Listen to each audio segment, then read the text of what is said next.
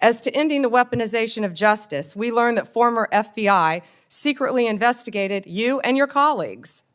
Why? They wanted to take President Trump off the playing field. They were playing politics with law enforcement powers and will go down as a historic betrayal of public trust. This is the kind of conduct that shatters the American people's faith in our law enforcement system. We will work to earn that back every single day. We are returning to our core mission of fighting real crime. While there is more work to do, I believe in 8 short months, we have made tremendous progress towards those ends. Hey everyone, welcome back to the channel. And if you're new here, make sure you hit that subscribe button, tap the bell, and drop a comment down below when you're done watching. Because today, we're talking about something you will not see fairly covered by the mainstream media, Pam Bondi's fiery testimony in the Senate. And let me tell you, it was powerful. No excuses, no woke spin, just facts, results, and accountability. Pam Bondi stood before the Senate and laid out exactly how the Department of Justice, under President Trump, has been rebuilt from the ground up after years of corruption, politicization, and weaponization under the previous Democratic leadership. And folks, she didn't hold back. Thank you, Mr. Chairman. Thank you. Would you please rise so I can give you swear?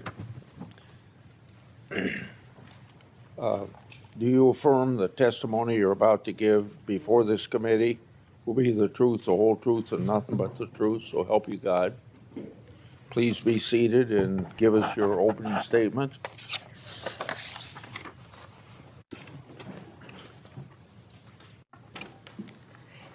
Thank you, Chairman Grassley and Ranking Member Durbin, and every member of this committee. I'm grateful for the opportunity to testify in front of you today.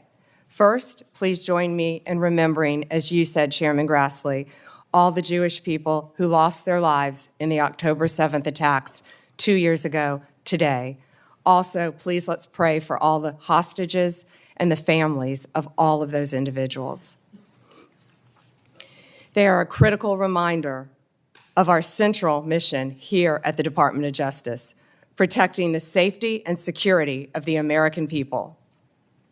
That is why, even when the government is otherwise shut down because of the Democrats, the department's law enforcement officers and prosecutors are hard at work fighting crime, keeping our streets safe, and protecting you from the threats, foreign and domestic.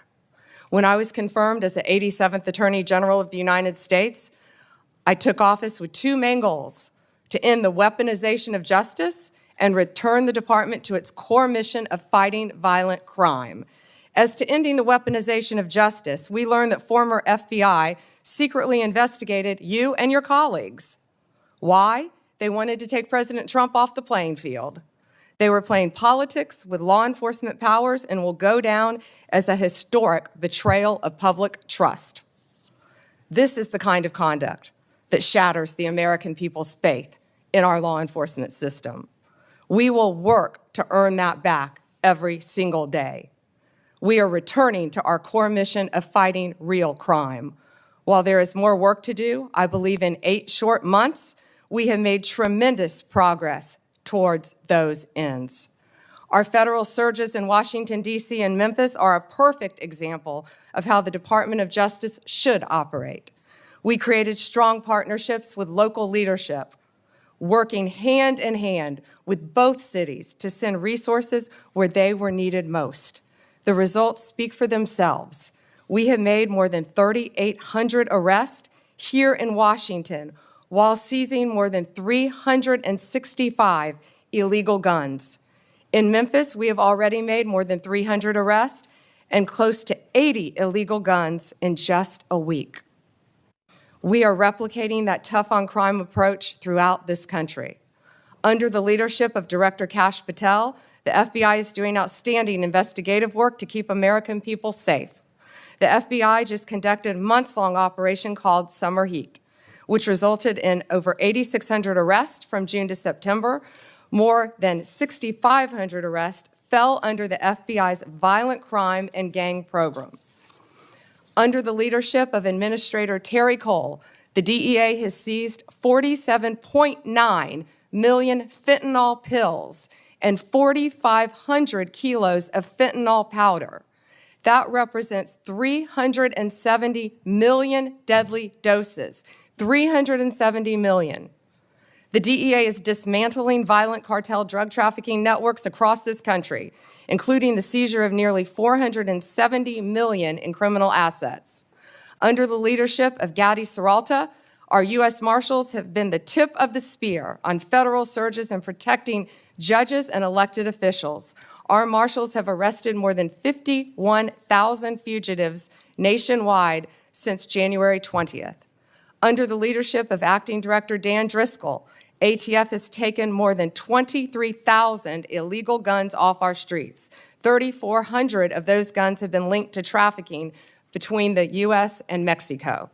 My attorneys have done incredible work advancing President Trump's agenda and protecting the executive branch from judicial overreach. Now here's where it gets really interesting. Pam Bondi points out that the Trump administration has been sued more than 400 times since January 20th, more than any modern administration. And out of all those cases, they've faced over 90 restraining orders from activist judges. That's not justice. That's the left trying to govern through the courts because they can't win through elections. We've been sued more than 400 times since January 20th. Judges have issued more than 90 temporary restraining orders against us, more than the previous several administrations combined. Despite the unprecedented degree of activism we've seen from the lower courts, we have never ignored a court order. And why would we? We have secured a historic 22 victories at the Supreme Court alone, with more to come. Our civil rights attorneys are fighting discrimination and anti-Semitism. Our criminal attorneys are prosecuting violent criminals and foreign terrorists every single day. I look forward to continuing this work at the Department of Justice, and I look forward to testifying before you today. Thank you, Chairman. What Pam Bondi showed us today is that the era of performative politics doesn't have to define America. It's possible to bring back law and order. It's possible to run the DOJ with integrity. And it's possible to hold the line against judicial activism, cartel violence, and political corruption all at once. But that only happens if we keep supporting leaders who aren't afraid to fight back. Pam Bondi is one of those leaders. And it's time we start amplifying voices like hers. Not the media's noise, not the left's victim narratives, but results. So if you're proud of what she's doing, if you want to see America continue this comeback under President Trump, then make sure you like this video, share it, and subscribe to the channel for more honest breakdowns the mainstream won't touch. Drop your thoughts in the comments. What do you think of Pam Bondi's performance as Attorney General? Has she restored your confidence in the DOJ? Let me know. I read every single one.